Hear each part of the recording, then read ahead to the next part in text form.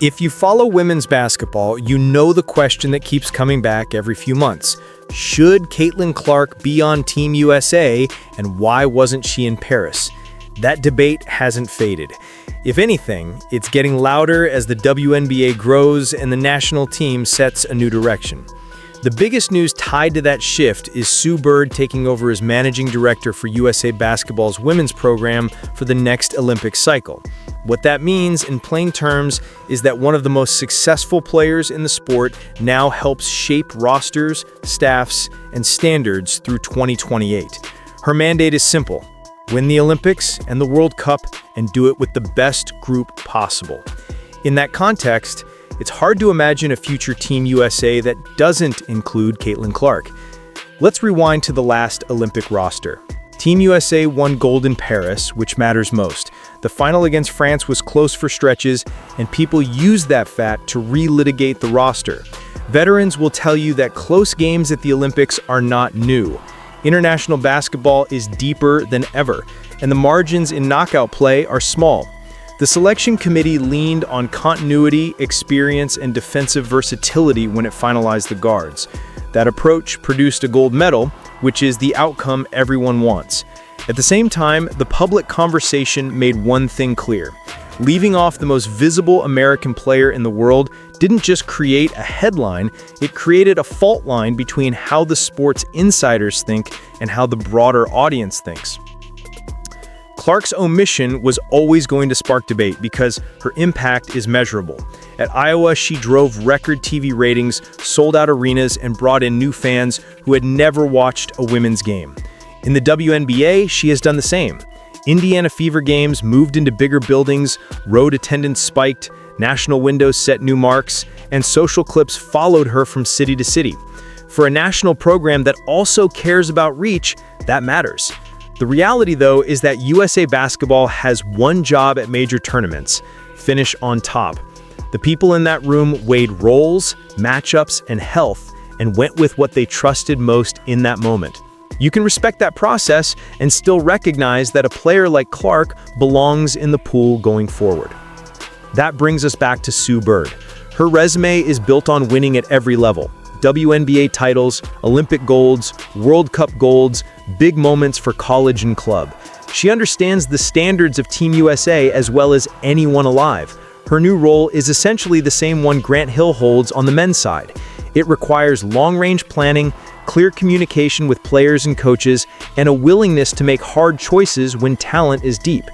Bird has already said the talent pool in this country is a gift and a responsibility. The obvious next step is to widen the door for elite young guards to build equity in the program between now and 2028. That path runs through mini camps, training windows during the WNBA calendar, the AmeriCup, the World Cup, and exhibition tours. If you are evaluating the best American guards based on skill, pace, shooting, and gravity, Caitlin Clark will be in those evaluations, and she will check a lot of boxes. It is helpful to separate two things that keep getting blended together. One is the Olympic Committee's decision for Paris, which placed a premium on a core that had won multiple golds. The other is the WNBA's day-to-day handling of Clark as a pro. Those are different lanes. Team USA is about 2 weeks in July and August every 4 years.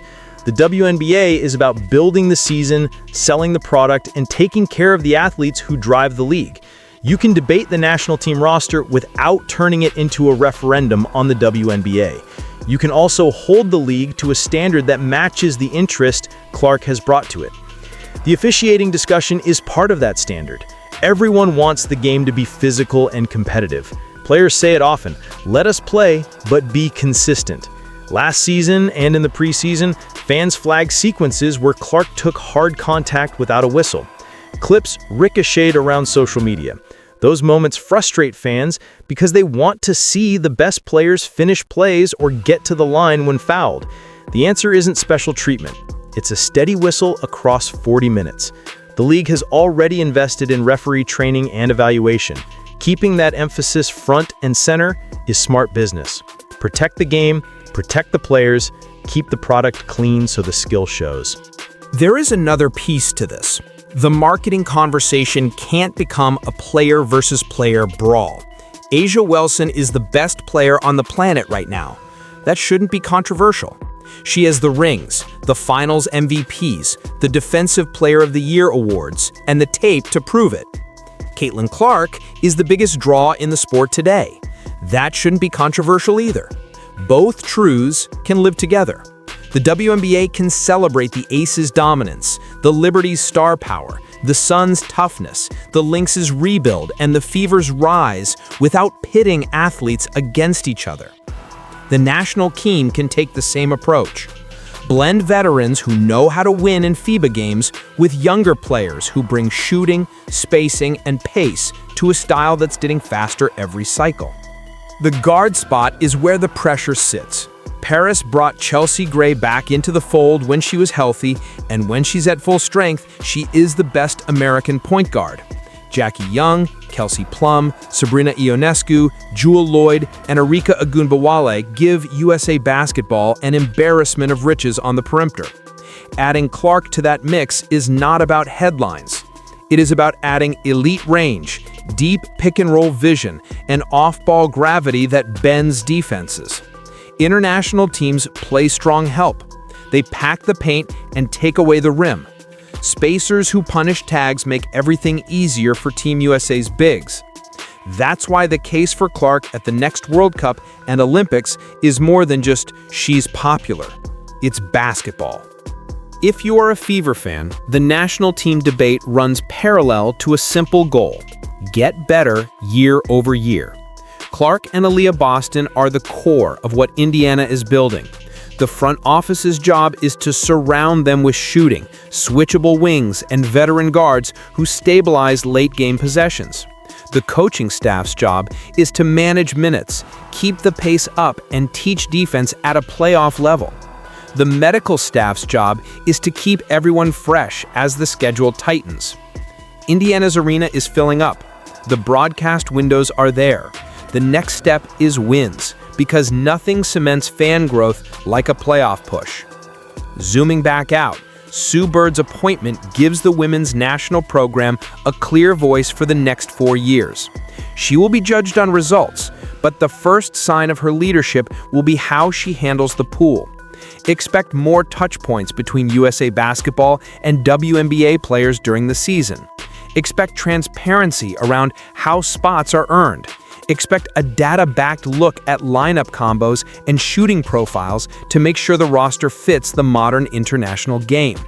Expect Clark, Angel Reese, Cameron Brink, Paige Buckers, Juju Watkins, and others to get real opportunities to compete on the senior stage as they climb through the pipeline. That is how you bridge generations without losing the gold standard. All of this is happening while the WNBA's business is surging. Viewership hit new highs last season. Ticket sales are up in multiple markets. Social engagement is through the roof. Sponsors who once tested the waters are now investing across team and league platforms. That momentum requires daily work. Better game presentation, more shoulder programming, stronger highlight distribution, smarter scheduling, and continued travel improvements will keep casual fans engaged after the novelty fades. The league is already moving in that direction. Expansion is on deck, with San Francisco and Toronto on the way and Philadelphia slated for later in the decade. New markets bring new fan bases, new rivalries, and more national windows. The product on the floor is strong enough to carry it. Where does the officiating conversation go from here? To a better place if everyone keeps the same message. Physicality is part of pro basketball. Cheap shots are not. If a foul crosses the line, call it. If a shove sends a player to the floor, call it. If a shooter gets clipped on a landing, call it. And call it the same way in May and in August. Fans will accept misses. They won't accept an uneven whistle. The best thing the league can do for Caitlin Clark, A'ja Wilson, Breanna Stewart, Alyssa Thomas, Chelsea Gray, Sabrina Ionescu, Jewel Lloyd, and Arika Ogunbowale is make the court a fair stage. Then let the talent sell the show. Back to USA Basketball for a moment, because that's where a lot of this will come together. The timeline matters. Before 2028, there is a World Cup in 2026 and multiple training windows. That is where Clark and her peers can earn roles and build chemistry. It is also where the staff can test lineups and styles against Spain, France, Australia, China, and more. If you watched the last cycle, you know the international game is moving toward more spacing and pace. Team USA must keep pace with that shift. A front court built around A'ja Wilson, Breanna Stewart, Aaliyah Boston, and the Fisa Kalir will overpower most teams. Guards who stretch the floor and spray the ball to shooters will turn that front court into a machine. That is the blueprint Sue Bird will chase. What about the WNBA's narrative with Clark right now? The preseason reminded everyone how much attention she brings to every possession. It also reminded everyone how intense the defense is going to be. Teams are chasing her 30 feet from the basket. They are bumping cuts, face guarding, and switching to takeaway pull-ups. That is part of a rookie's education. The Fever will adjust with more off-ball actions, more screening angles, and more movement to get her clean looks. Meanwhile, her own physicality will catch up to the league. She's already showing that she can take bumps and still create separation. As that continues, the whistle will come, because she'll win the point of contact. There is also a leadership question fans keep asking. Who sets the tone for the public conversation? The answer is all of the above. Coaches like Becky Hammon, Cheryl Reeve, Sandy Brondello, Kurt Miller, and Stephanie White shape it with how they talk about opponents and stars. Players shape it with how they handle close games and hard fouls. Referees shape it by being consistent. The league shapes it by promoting great basketball across all markets, not just one. Media shapes it by focusing on the game instead of stoking feuds. If everyone treats the WNBA like the top-tier league it is, the discourse will follow. The final piece is fans. This new wave of viewers brings energy the league has wanted for years. Keeping them engaged means giving them context. Explain why A'ja Wilson's footwork is special. Show how Alyssa Thomas runs an offense without a jump shot. Highlight Chelsea Gray's late-game reads. Break down Sabrina Ionescu's relocation shooting. Show the give and take between Clark and Boston in pick and roll. That is how you convert viral clips into long-term interest. The more the audience understands, the more it will invest. So where does this leave the Caitlin Clark Team USA question today? In a much better place than a year ago. The program's leadership has a new voice that values merit and fit.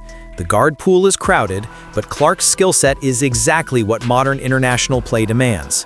The timeline includes multiple chances to earn it on the floor before 2028, and the business case aligns with the basketball case. Putting one of the most impactful American players on the biggest stage helps the sport at home and abroad. None of that erases the debate around the Paris roster. Gold is gold, and the people who made those choices will stand on the result. But the next chapter is already being written. Sue Bird's job is to build the strongest possible team for the next cycle. Caitlin Clark's job is to keep improving, keep winning, and keep proving that she belongs in every conversation about the best guards in the world. The WNBA's job is to keep the product strong, keep the officiating steady, and keep the growth on track. If you love the WNBA, this is the moment to lean in. A'ja Wilson is at the peak of her powers. Breanna Stewart is still stacking elite seasons. Alyssa Thomas is redefining what a point forward looks like.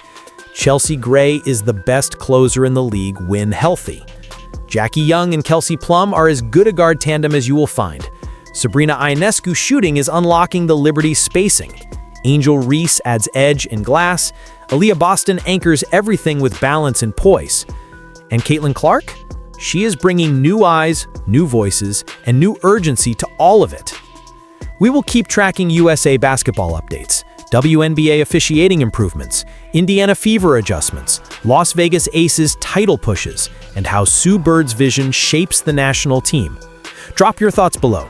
Should Clark have been in Paris, or did the committee do the right thing for that moment? What do you want to see from the officials this season to keep the game fair and physical? Which matchup are you circling? Aces versus Liberty? Fever versus Aces? Sun versus Liberty? Make sure you are subscribed for full WNBA coverage, USA roster news, and weekly breakdowns of the plays and players driving women's basketball forward. The game is in a great place. Now it is about matching the moment, on the court and off it.